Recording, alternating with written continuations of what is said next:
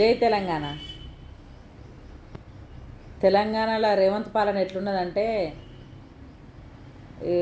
ఇది బాయిల కాడ వ్యవసాయం దగ్గర నీళ్ళ దగ్గర గట్ల కాడ పంచాయతీ ఉన్నట్టు ఇళ్ళల్లో నీళ్ళ బిందెల కాడ నీళ్ళ కాడ కొట్టుకుంటారు చూడు లేడీసు.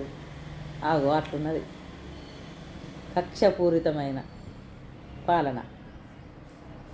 నువ్వు ఇచ్చిన హామీలు గ్యారంటీలు ఇయ్యా అంటే ఏంది ఇది? రైతులు దిక్కు బాధపడుతున్నారు. ముసలుళ్ళకు 4,000 ఇస్తా అంటివి, చెల్లెళ్ళకి 2,500 ఇస్తా అంటివి, రైతులకు 15,000 ఇస్తా అంటివి, ఏకనామం పెట్టి ఇప్పుడు 12,000 అనబడుతుంది. నీ 6 గ్యారంటీ లేడాయే, 420 420 హామీ లేడవాయే. ఉన్న ఒక్క బస్సు ఆయనతో తుస్సుమనే 100 బస్సులు ఉన్న కాడ 40-50 ఎత్తువి, మిగతా వాటిని కుదించి ఎక్స్ప్రెస్లు డీలక్స్లు సూపర్ డీలక్స్లు పెట్టుకుంటువి. అందులో ఒక సీటు దొరకదా. 10కున్న బస్సు 12కి వస్తుందా, 12కున్నది 4 గంటలకు వస్తుందా. గురుకుల పాఠశాలల పిల్లలు మొత్తం విషాహారం తిని ఘోరంగా చనిపోతున్నారు. చిన్న పిల్లల మీద అత్యాచారాలు అవుతున్నాయి. ఇవన్నీ గాలి కొదిలేసి పాలన గాలి కొదిలేసి ఏంది రేవంత్ రెడ్డి ఇది?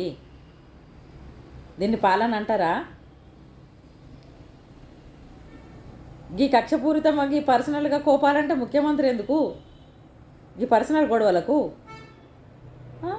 ఆడ హైడ్రాతోనే అక్కడ బాధపడుతున్నారు అందరూ. ఆ మూసి అంటివి, హైడ్రా అంటివి, లగిచర్ల అంటివి, ఆడ భూములు గుంజుకోబడుతుంది. నీ తమ్ముడు నీ అన్న మొత్తము ఊరు మీద అంబోతులు లెక్క పడి మొత్తం తాగి తందనాలు ఆడుకుంటా మొత్తం అంత మాదే రాజ్యం అని ప్రభుత్వాన్ని మొత్తం ఉపయోగించుకొని నీ తమ్ముడు నీ అన్న పోతే వెనక 200 కార్లు ముందట 200 కార్లా. ఏందా నువ్వు ఆ ముఖ్యమంత్రి? నీ అన్ననా నీ తమ్ముడా? ఏమన్నా ఉన్నదా రేవంత్ రెడ్డి నీకు? సిగ్గు శరం ఏంది? పాలన ఏంది? ఫస్ట్ హామీలేంది, గ్యారంటీ లేనిది, పాలన ఏంది? అసలు ఏం జరుగుతుంది? బయటకు రా. ఇప్పుడన్నా పాలన మీద పట్టు తెచ్చుకో. ఇవన్నీ వదిలేసి కేసీఆర్ని అరెస్ట్ చేస్తాం, కేటీఆర్ని అరెస్ట్ చేస్తాం, హరీష్ని అరెస్ట్ చేస్తాం, కవితమ్మ మీద వాడు ఏంది ఇది?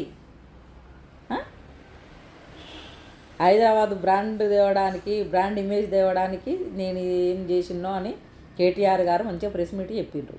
ప్రెస్ మీట్ పెట్టి క్లుప్తంగా. సరే నిన్న పోయినరు, సిబిఐ కాడికి పోయినరు.